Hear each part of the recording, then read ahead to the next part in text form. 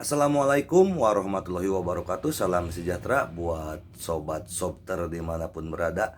Semoga kita semua dalam keadaan sehat jasmani dan rohani, tidak kekurangan satu apapun. Amin ya robbal alamin. Bab 95-96. Saya harus mengatakan bahwa pada saat ini, penampilan Ye Guan mengejutkan Xiao Ta.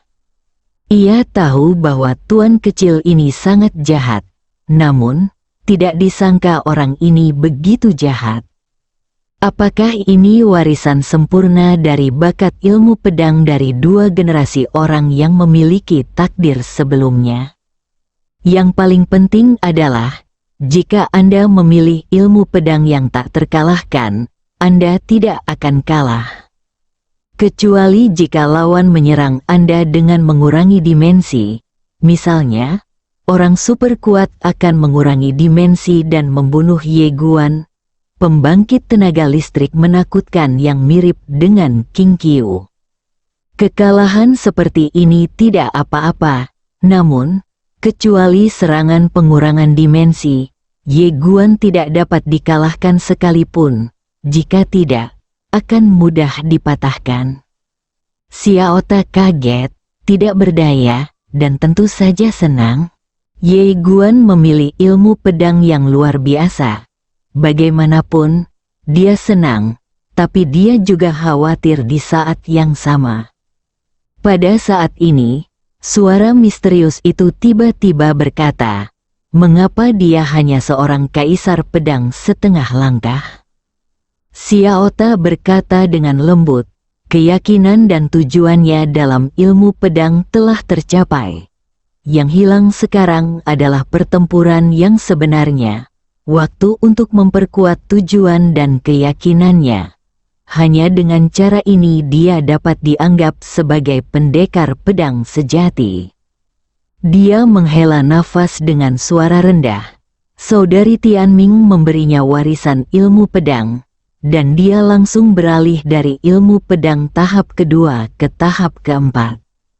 Suara misterius itu sedikit penasaran apa tahap ketiga. Xiao Ta berkata dengan lembut, tujuan kendo dan keyakinan kendo terpisah. Tetapi orang ini cukup beruntung untuk menyelesaikannya bersama-sama. Konyol. Suara misterius itu berkata dengan lembut, sebenarnya, menurutku alasan mengapa dia tiba-tiba menjadi begitu ambisius mungkin terkait dengan pertempuran sebelumnya. Xiao Ta bertanya, apa maksudmu? Suara misterius itu berkata, kamu telah mengingatkannya secara terbuka dan diam-diam bahwa kamu ingin dia mengandalkan dirinya sendiri, dan orang ini, pernahkah kamu menyadarinya? Dia setelah jeda, dia melanjutkan, Xiao Ta, aku tahu maksudmu baik, tapi kamu harus memahami satu hal. Orang ini tumbuh di klan Ye. Meskipun klan Ye memperlakukannya dengan baik, orang tuanya tidak pernah ada di dekatnya. Ya, seberapa ekstrim karakter tuan lamamu, kamu harusnya tahu yang terbaik. Dan tuan kecilmu juga mengalami masa-masa sulit di masa-masa awal. Namun, karena dia memiliki saudara perempuan, dia memiliki hati di dalam hatinya. Jangan terlalu ekstrim. Xiao Ta tetap diam. Suara misterius itu melanjutkan, anak kecil ini, ketika tubuh gadis kecil Xiao Jia dihancurkan, dia sudah ingin mati. Kamu harus memperhatikan hal ini. Selain itu, meskipun dia tidak pernah mengeluh tentang orang tuanya, namun ini bukan berarti dia tidak memiliki keluhan di dalam hatinya. Coba pikirkan apakah tuan lamamu memiliki konsep seorang ayah di dunianya pada awalnya. Tak perlu dikatakan lagi, tuan kecilmu selalu melakukan pembunuhan berencana. Xiao Ta menghela nafas dengan suara rendah. Suara misterius itu menambahkan, maksud saya, kita tidak bisa hanya memperhatikan kultivasinya, tetapi juga memperhatikan kesehatan mental si kecil ini. kadang-kadang, kamu juga bisa membiarkannya tenang. Jangan terlalu stres, lagi pula. Dia baru berusia 17 tahun. Xiaota berkata dengan lembut, saya mengerti.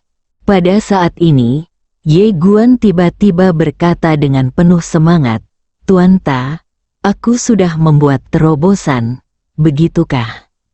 Xiaota terdiam sejenak, lalu tersenyum kecil, ya, selamat. Kamu sekarang setara dengan Kaisar Pedang Setengah Langkah. Mendengar ini, Ye Guan tertegun, dan kemudian dengan gembira berkata, Tuan Ta, saya sekarang adalah Kaisar Pedang Setengah Langkah.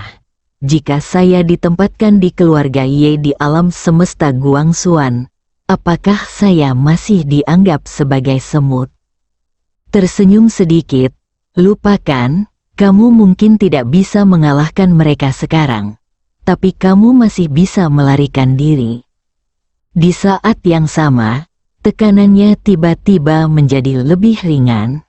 Setiap kali dia mendengar Guru Ta berbicara tentang klan Ye, dia merasa sangat stres. Bahkan monster tingkat kaisar dianggap sebagai keluarga yang menakutkan. Dan sekarang, saya akhirnya bukan lagi seekor semut, Ye. Guan menarik napas dalam-dalam, lalu berkata dengan serius, Tuan Ta, saya akan terus bekerja keras. Saat saya menjadi lebih kuat, saya akan membunuh klan Ye dan meminta mereka melepaskan ibuku. Xiaota berkata sambil tersenyum, ayolah, aku percaya padamu, apa bedanya? Ye Guan berkedip, Tuan Ta, kamu tampaknya sedikit berbeda hari ini. Xiaota berkata sambil tersenyum, kalau begitu jangan terlalu banyak berpikir, berlatihlah dengan keras dan jadikan ilmu pedangmu tak terkalahkan. Ye Dian mengangguk dan berkata sambil tersenyum, oke. Setelah mengatakan itu, dia menarik kembali pikirannya dan kemudian melihat ke lapangan. Pada saat ini, semua orang di lapangan sedang melihatnya. Saat ini, Ji Xuan tiba-tiba menarik lengan Ye Guan, ayo pergi. Setelah mengatakan itu, dia langsung menarik Ye Guan dan lari. Di tempat, semua orang melihat ke belakang dua orang di kejauhan, dan seseorang berbisik, dia adalah Ye Guan, pedang abadi. Mendengar ini, semua orang di tempat tersebut langsung terkejut. Reputasi Ye Guan saat ini sangat-sangat besar di dunia tengah Tiongkok, dan dia sama terkenalnya dengan Dong Li Mo dari klan Kaisar Mayat Hidup. Pada saat ini, orang lain berkata, dia baru saja melihat tablet batu itu dan merasa telah mendapat terobosan. Seseorang terkejut dan berkata, apakah dia benar-benar pendekar pedang yang hebat? Mendengar ini, semua orang tampak terharu. Jika itu benar-benar pedang agung abadi, itu akan terlalu menakutkan. Sisi lain, Jixuan menarik Ye Guan untuk berhenti. Dia menatap ke arah Ye Guan, kamu berhasil menerobos? Ye Guan mengangguk, ya. Jixuan bertanya lagi, pedang agung abadi? Jixuan berkata dengan tenang, jika kamu dalam masalah, jangan beritahu aku. Ye Guan tersenyum tipis, Nona Jixuan, aku menganggapmu sebagai teman. Jadi aku tidak ingin menyembunyikannya darimu. Sebenarnya aku punya, mencapai Kaisar Pedang Setengah Langkah. Kaisar Pedang Setengah Langkah, Kaisar. Mata Jixuan tiba-tiba melebar dan dia berkata dengan penuh semangat, benarkah? Ye Guan mengangguk, Jixuan segera mengacungkan jempolnya, luar biasa. Kamu cukup kuat. Ye Guan tersenyum tipis. Sejujurnya, dia tidak menyangka akan membuat terobosan dalam ilmu pedang kali ini. Yang bisa saya katakan adalah, Ini kejutan, Jixuan tiba-tiba berkata. Kamu harus menyembunyikan kekuatanmu. Ye Guan memandang Jixuan, dan Jixuan berkata dengan serius, kamu akan bersaing memperebutkan keberuntungan jalan kali ini. Dapat dikatakan itu sangat berbahaya. Jika Anda tidak menyembunyikan jika Anda memiliki kekuatan nyata, orang-orang akan memperlakukan Anda dengan cara yang ditargetkan, dan Anda akan merasa tidak nyaman pada saat itu. Ye Guan mengangguk, saya mengerti ini. Profil rendah, sederhananya, itu adalah Gou. Jixuan tiba-tiba tertawa dan berkata, saya tidak pernah berpikir bahwa Anda bisa menjadi begitu kuat dan menjadi kaisar pedang setengah langkah.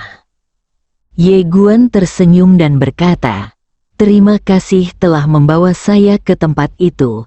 Jika tidak, saya tidak akan melakukannya mendapat kesempatan ini. Jixuan tersenyum, lalu berkata, ini karena kamu memiliki kekuatan.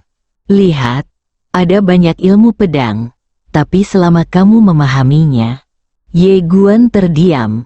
Dia menemukan bahwa dalam latihan ini, pemahaman memang sangat penting.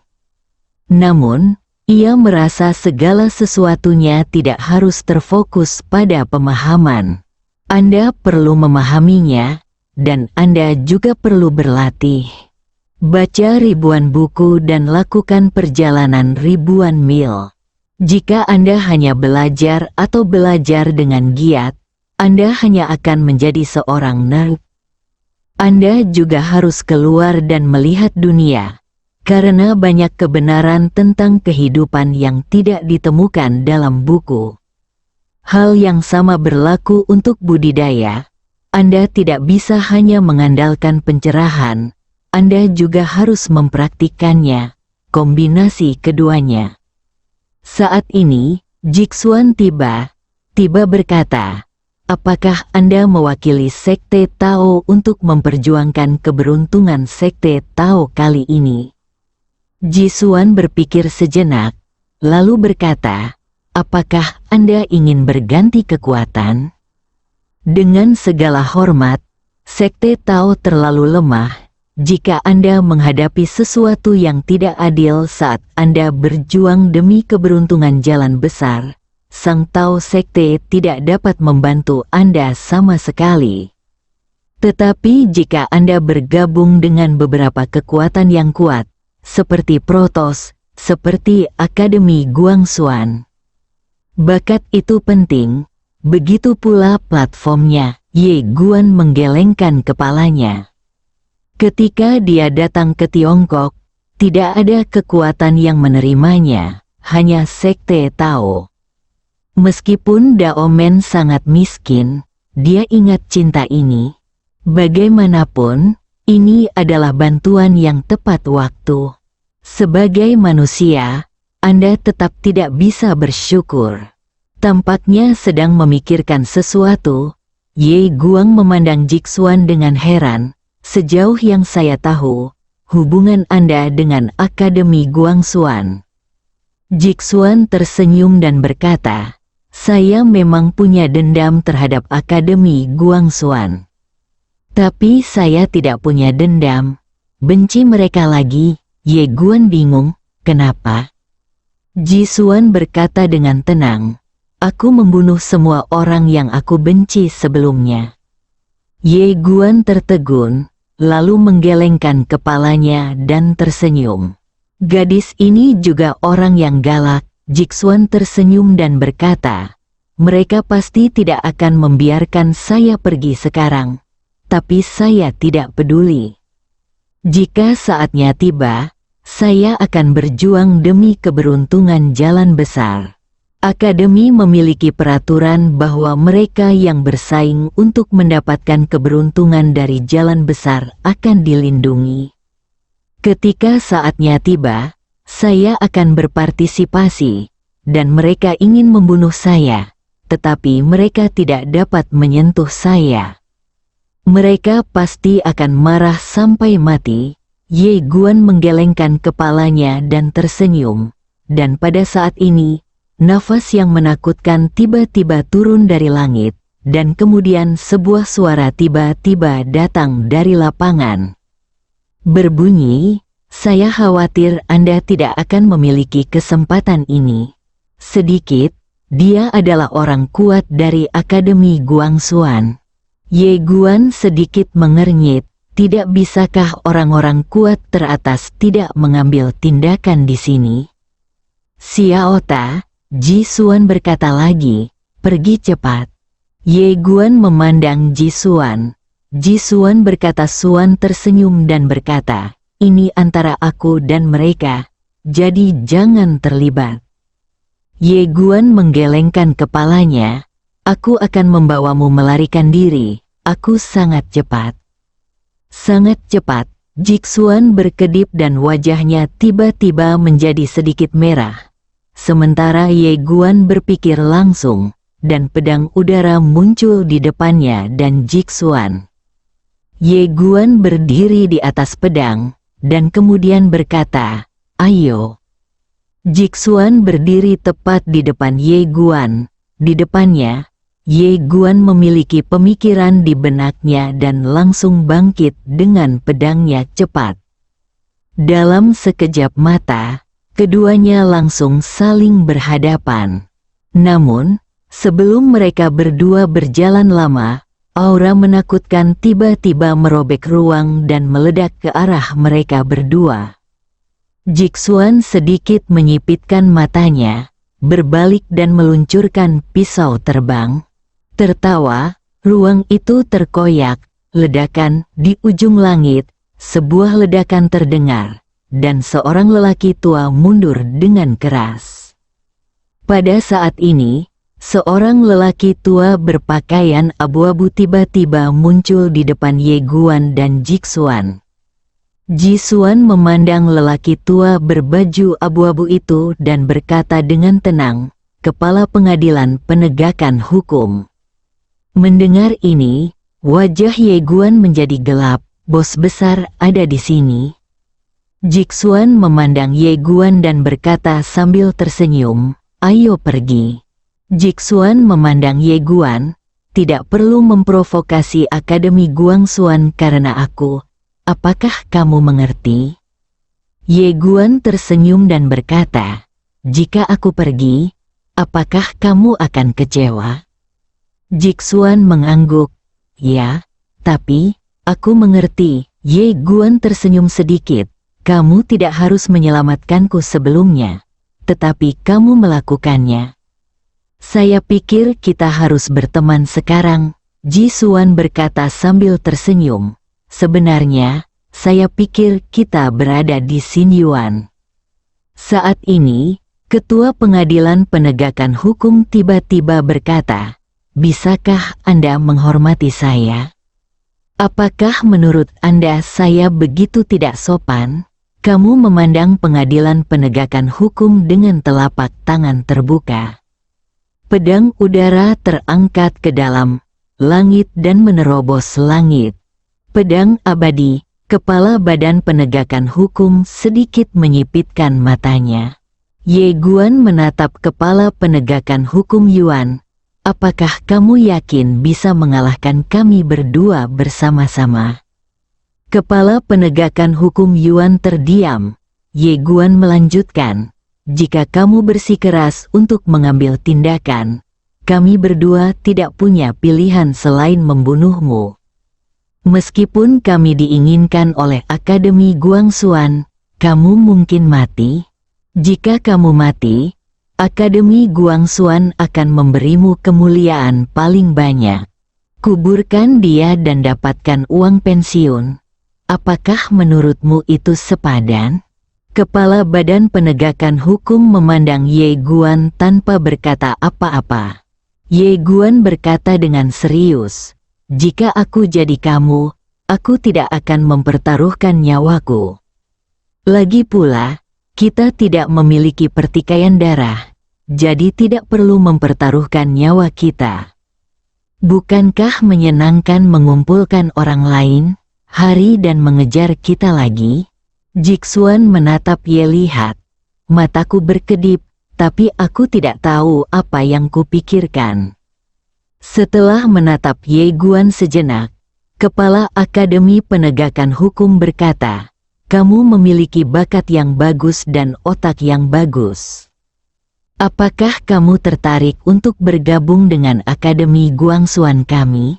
Jika kamu bersedia bergabung dengan Akademi Guangxuan, kamu bisa mendapatkan peralatan dan wanita cantik." Gelembung, Ji Suandai mengerutkan kening. Mengapa makhluk abadi tua ini masih menggunakan jebakan kecantikan? Ye melirik ke arah Kepala Penegakan Hukum Yuan, dan kemudian berkata, "Gadis Jixuan di sebelahku ini adalah musuh bebuyutanmu."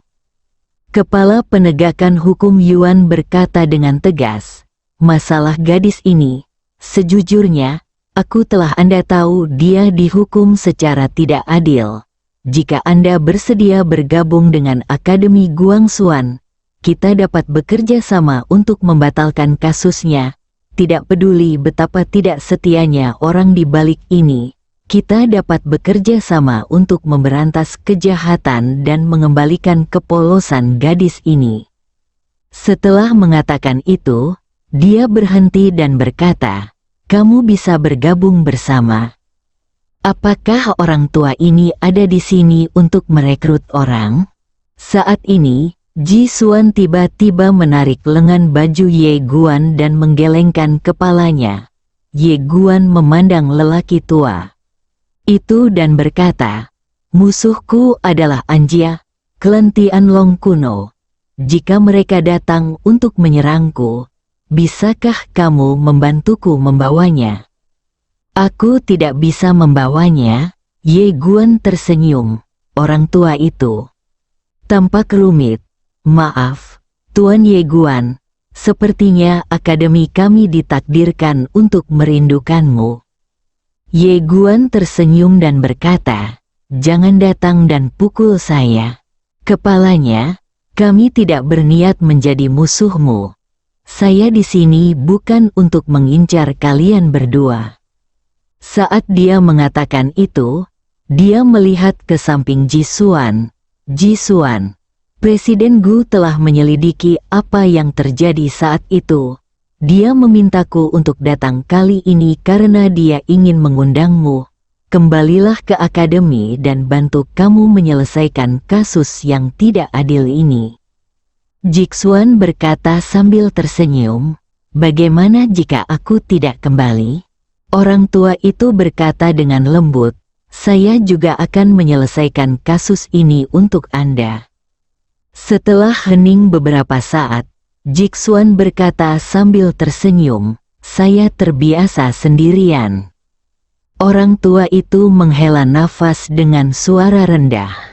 Di sampingnya, Ye Guan tiba-tiba berkata, "Nona Jixuan, bagaimana kalau Anda bergabung dengan sekte Tao kami?"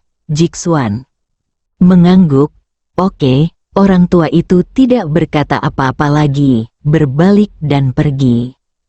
Ye Guan memandang Jixuan dan berkata dengan serius, "Apakah kamu benar-benar ingin masuk sekte Tao?" Jixuan tersenyum dan berkata, "Aku marah padanya." Jixuan berkata dengan lembut, "Aku sudah terbiasa sendirian. Aku tidak suka batasan apapun lagi." Ye Guan berpikir sejenak, lalu mengangguk, "Oke.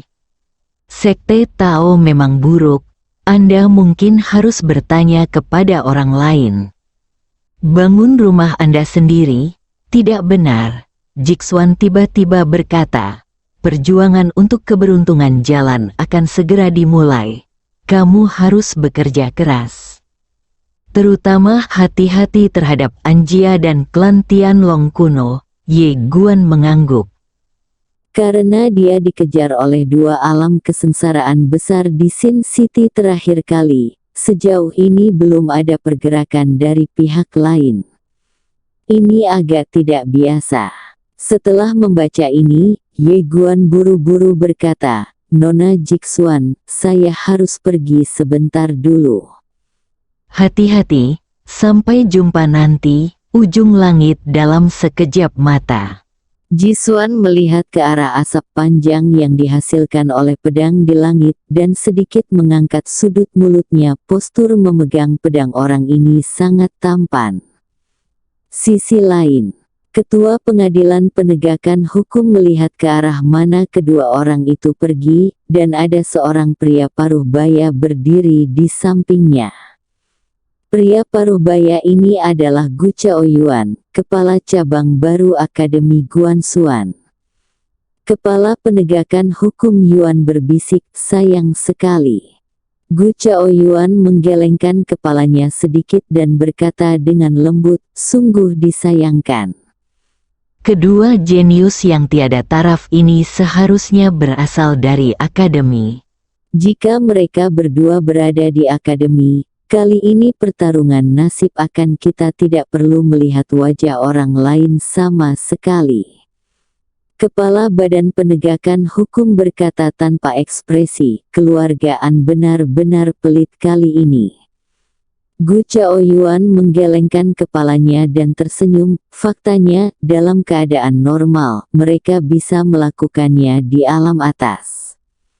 Jika Ye Guan membunuhnya, segalanya tidak akan berkembang sejauh ini. Tapi sayang sekali mereka meremehkan Tuan Ye Guan dan para masalah menjadi semakin serius. Saat dia berbicara, dia menggelengkan kepalanya sedikit. Sekarang, masalah ini bukan lagi kontes seni bela diri yang sederhana. Ini telah meningkat ke tingkat martabat. Jika Ye Guan masih hidup, dia akan melakukannya tampar wajah keluargaan dan klan Tianlong kuno. Dunia akan berpikir bahwa bahkan seorang pembudidaya pedang di dunia kecil ini itu tidak dapat diselesaikan. Dapat dikatakan bahwa ini adalah pukulan fatal bagi prestise mereka. Orang tua itu sedikit mengernyit, masalah ini sendiri adalah kesalahan mereka. Gu Chaoyuan berkata dengan lembut, kalau begitu Anda bermaksud memberitahu Anjia. Apakah Anda ingin pergi dengan klan Tianlong kuno untuk meminta maaf kepada Tuan Ye? Diam, jelas mustahil, pengakuan bersalah dunia lama ini.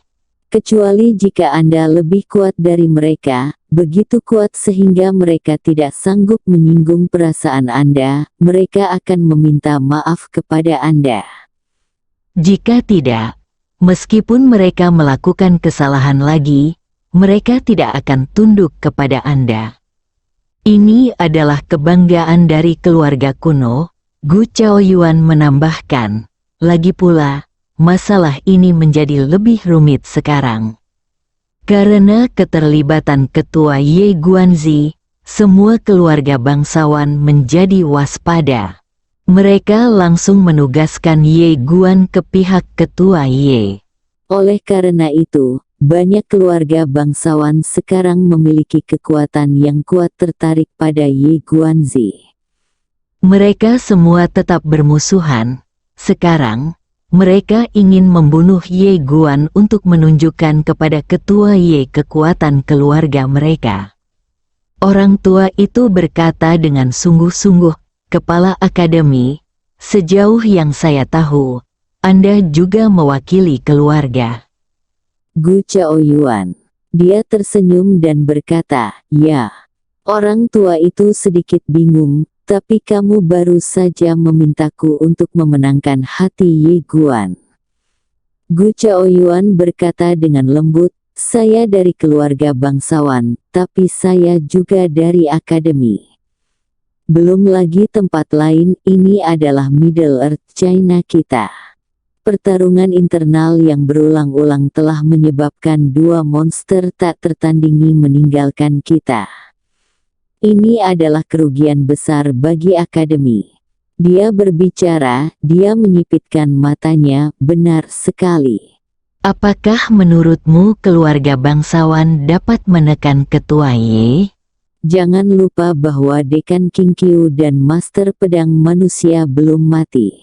Mereka tidak muncul selama 30 juta tahun, Gu Chaoyuan berkata dengan lembut. Jadi, beberapa keluarga bangsawan telah bertambah besar tidak seperti sebelumnya. Mereka mengira akademi itu milik mereka. Suara berbalik dan pergi. Orang tua itu juga menghela nafas dengan suara rendah, berbalik dan pergi. Titik. Di sisi lain, Yi Guan datang ke pagoda Suan. Kali ini, dia tidak melakukan pertarungan sebenarnya, tetapi terus melatih kecepatan. Alasan mengapa dia tidak mengejar penampilan adalah karena dia tidak dapat menemukan lawan yang cocok sekarang. Sekarang dia telah naik beberapa level untuk membunuh orang tanpa merasakan tekanan apapun. Oleh karena itu, dia hanya bisa mengejar kecepatan dan melatih kecepatannya secara ekstrim. Setelah menyerahkan kristal emas, Yi Guan langsung menuju ke tingkat pelatihan tekanan ruang, dan kali ini, dia langsung menuju ke tingkat ke-40. Begitu dia memasuki lantai 40, dia merasakan tekanan ruang yang menakutkan. Dan dia tidak melepaskan niat pedangnya. Jika dia melepaskan niat pedangnya, dia bisa sepenuhnya menahan tekanan ruang ini, tapi dia tidak melakukannya. Dia ingin berlatih telanjang. Tidak memerlukan objek eksternal apapun, termasuk maksud pedang. Hanya perbaikan telanjang murni. Setelah beberapa saat, Yi Guan mulai menghunus pedangnya. Awalnya, itu masih sangat lambat, tapi lambat laun, kecepatannya mulai meningkat. Begitu saja, Yi Guan mulai berlatih dengan gila-gilaan. Mula-mula, tambahkan 1 lapisan sehari, lalu perlahan tambahkan 1 lapisan beberapa hari. Saat kamu lelah, makanlah daging naga dan minum darah naga. Di bawah latihan keras semacam ini, efek daging naga yang dia makan dan darah naga yang dia minum meningkat beberapa kali lipat. 2 bulan berlalu, Yi Guan telah mencapai lapisan tekanan ruang ke-50. Selama periode ini, dia tidak mengandalkan niat pedangnya, dia juga tidak mengandalkan pedang berjalannya. Ini hanya perbaikan telanjang murni. Jika dia ingin berkultivasi, dia harus berkultivasi secara ekstrim. Fokus pada satu hal. King Zhu, tenanglah. Anya, kepala keluargaan, sedang duduk di halaman. Berdiri di depannya adalah seorang lelaki tua itu membungkuk sedikit dan sangat hormat. Setelah Anya terdiam beberapa saat, dia berkata, "Maksudmu, Yi Guan mungkin adalah pedang agung abadi." Orang tua itu mengangguk. Informasi terbaru yang didapat adalah ini. Dia menyadari Tao di depan tablet batu misterius itu dan mendapat terobosan. Jadi, mungkin saja dia adalah pendekar pedang yang hebat. Pedang abadi yang hebat. Anya terdiam. Jika dia hanya seorang pendekar pedang, ini tidak akan cukup bagi keluargaan untuk menganggapnya serius. Tetapi jika itu adalah pedang agung abadi, maka keluargaan harus memperhatikannya. Soccer Channel. Anya sedikit menyipitkan matanya. Aku meremehkan orang ini. Saat dia mengatakan itu, dia memandang lelaki tua itu. Sudahkah kamu mengetahui asal-usul orang ini? Orang tua itu berkata dengan sungguh-sungguh, dia adalah anak angkat dari keluarga Ye di dunia bawah. Dia diadopsi oleh kamu keluarga sejak dia masih kecil. Identitas aslinya sangat misterius dan tidak dapat ditemukan. Mata Anya melebar. Matanya sedikit menyipit, tidak dapat menemukannya. Pria tua itu mengangguk. Anya menatap lelaki tua itu tanpa menjadi marah. Apakah Anda mencari paviliun harta karun abadi? Orang tua itu tersenyum pahit, "Tuan, saya sudah mencari paviliun harta karun abadi, tetapi bahkan paviliun harta karun abadi tidak dapat melampaui aslinya, asal." Alisnya tiba-tiba berkerut, sedikit terkejut, bahkan paviliun Xianbao tidak dapat mengetahui asal-usulnya. Orang tua itu mengangguk dengan ekspresi serius, "Ya, sangat misterius." Setelah Anya terdiam beberapa saat, dia berkata, "Kita tidak bisa membiarkan ini terjadi. Jika dia dibiarkan tumbuh dewasa saat dia masih hidup, itu akan merugikan penyelesaian saya, terutama jika dia bergabung dengan cabang utama Akademi Guanxuan pada saat itu akan terjadi. Sulit bagi kita untuk membunuhnya saat itu." Saat dia mengatakan ini, dia perlahan menutup matanya. Dia berdiri dan berkata, dia harus mati di dunia tengah Tiongkok. Orang tua itu ragu-ragu sejenak, dan kemudian berkata, "Tuan, Anda harus berhati-hati tentang masalah ini. Identitas orang ini tidak diketahui. Jika dia diprovokasi dengan gegabah, saya khawatir hal itu akan membawa masalah pada keluargaan saya. Kita harus..." Sombong. Anya tiba-tiba membuka matanya dan menatap lelaki tua itu, tidak peduli seberapa kuat identitasnya. "Terus kenapa? Selama puluhan juta tahun, keluargaanku telah menghasilkan dua dewa bela diri, yang mengikuti dua generasi takdir dapat dibandingkan dengan saya dalam hal status atau latar belakang." Saat dia mengatakan ini, cahaya dingin muncul di matanya. Dibandingkan dengan latar belakang keluarga, dibandingkan dengan dukungan, saya yang kedua, siapa yang berani mengatakan yang pertama? Bersambung.